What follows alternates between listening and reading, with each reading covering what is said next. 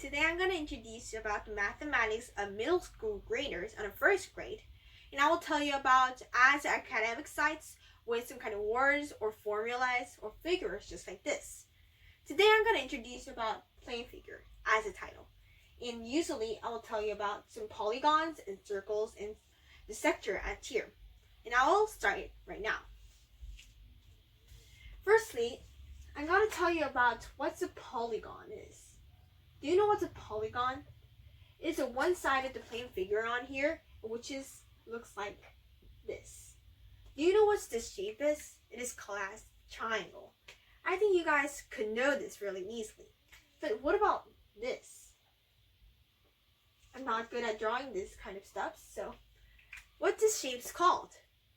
I think many people will say it's square. But actually, when we go deep inside into mathematics, we can know this quadrilateral. Follow me, quadrilateral. It's kind of hard to pronounce, right? But however, there's kind of other shapes, just like this, which is called pentagon, or hexagon, heptagon, or dodecagon, octagon. There's really millions of polygons on there. And also, this part is called as vertex. And when there's a vertex, a lot of vertex that's this, there's a 3, and we have to put S behind a bit. And what about these called? These segments is called as side. I think you guys heard a lot about the side part, right? But not the vertex. When you're learning the mathematics as English, we must learn the vertex inside both. And these are the polygons, look. And we can know that there's an inside angle on here. And also I put a 180 degrees line on here, like this. And these both parts are 180 degrees. This outside angle is also 90, because inside angles are minusing 90 degrees. And we can know that outside angles are also 90 degrees. Like these, there's a lot of formula to know how much inside angle is, or one inside angle is. However, I'll just pass through it because it takes a lot of time. Then, and with the polygon, I will tell you about the circle and sector. Here's the circle and sector. You can see it clearly, right? Firstly, I will tell you about some kind of hard words in a polygon about the circle. Firstly, toward.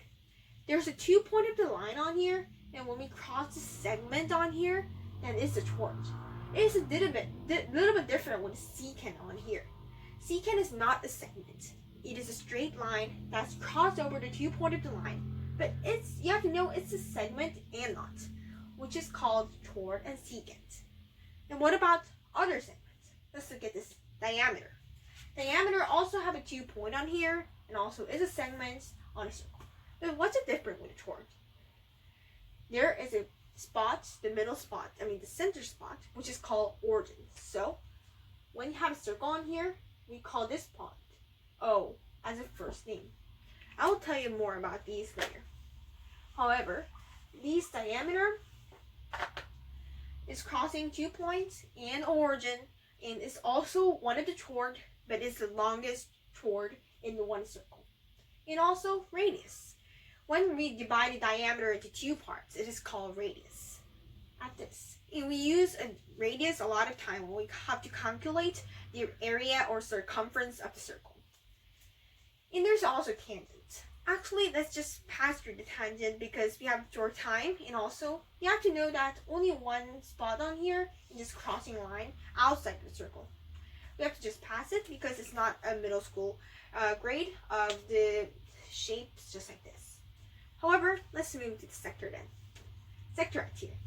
You can know like this, the sector is writing just like this. S-E-C-T-O-R. And there's R, and middle angles, the center angle, and an L on here. I'll tell you about this. What does the R means? R means the radius. Then why do we put R as a radius? Because in science and also in mathematics, they use the first word of the word because we cannot write whole radius because it's too long for actually to write on here.